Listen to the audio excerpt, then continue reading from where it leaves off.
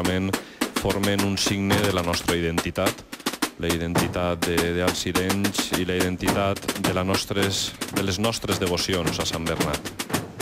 Els passos travessen els dos altars, no? Evidentment, passen pel mig per l'amplària que seria l'antic pont de Sant Bernat. I podríem dir que ixen fora de la ciutat, de l'antiga ciutat, de l'antiga vila. Serien ja extramurs de la ciutat. O sigui que així on ens trobem, així va néixer l'Alzira medieval, no? Exactament, això era la vila. El que anomenem la vila és la ciutat antiga i els orígens primitius d'esta ciutat. Nous tambors, nous tocs, més forts si cap, perquè arriba la mà dels botiguers de la ciutat d'Alzira, que el 1870, és a dir, quasi 250 anys, fundaven esta cofradia de la Santa Creu, la qual iniciava els seus passos per l'antiga creu coneguda com la Vera Creu, de la confraria de la Sang. A poc va anar evolucionant. I atenció al pas d'este home, perquè són poques voltes tindrem temps de veure-ho. És l'ordre del canvi. El canvi de toc.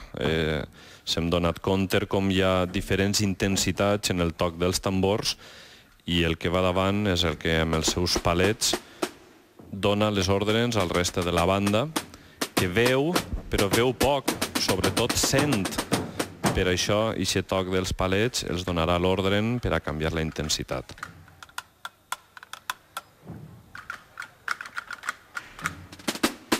D'esta confraria és molt característic el doble toc, el del tambor profund amb el de les caixes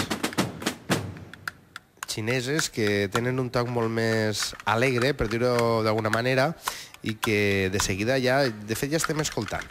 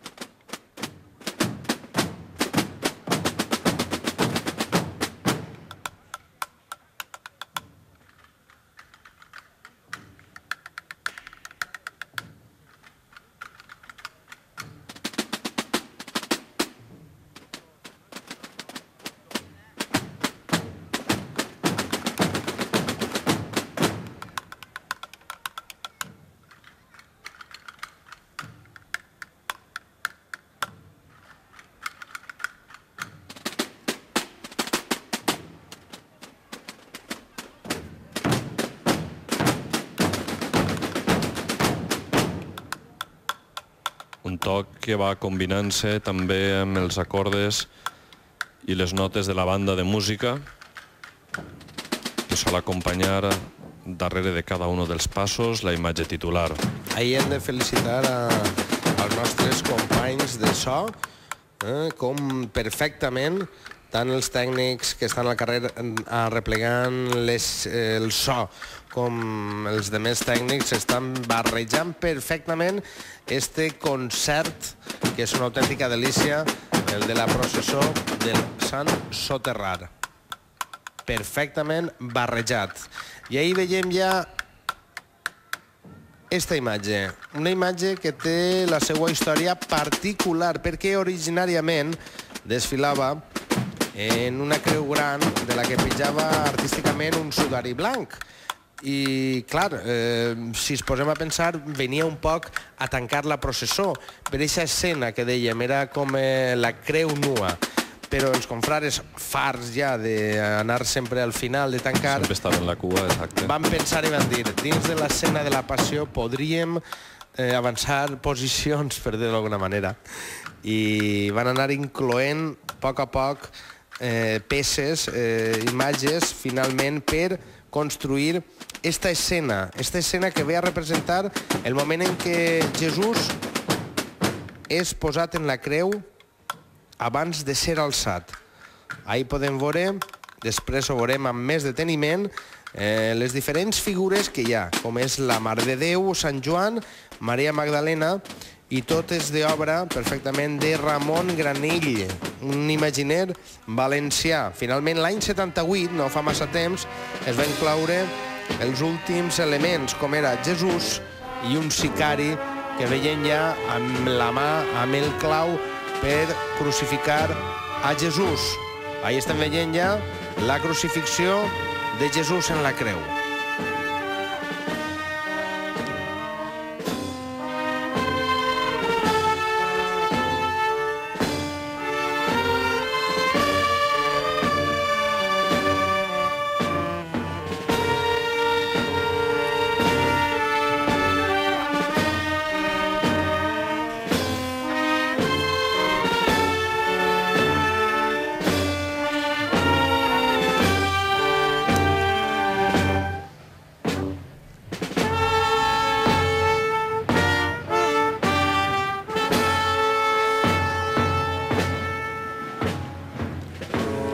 Imatges que contemplem davant Maria, la Mare de Jesús, i Maria la Magdalena, que també li donaven títol a d'esta germandat, ja que també hi ha una època en la qual se va dir Germandat de la Creu i les dos Maries,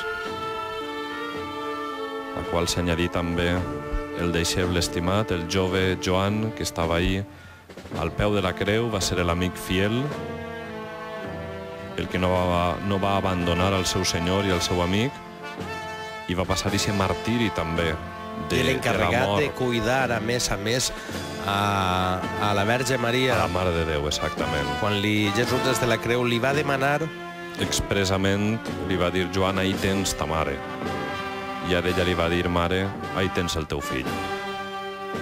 Quin rostre esculpit de dolor, sagnant.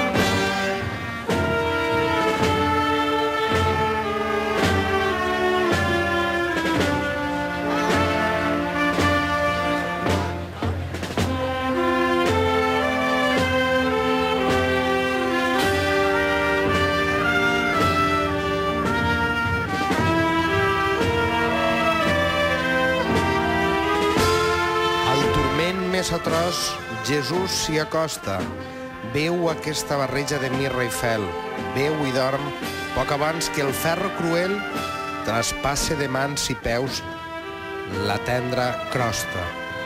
Des de la creu vull veure el llarg horitzó, des del tron del dolor vull veure la terra amb els braços sagnants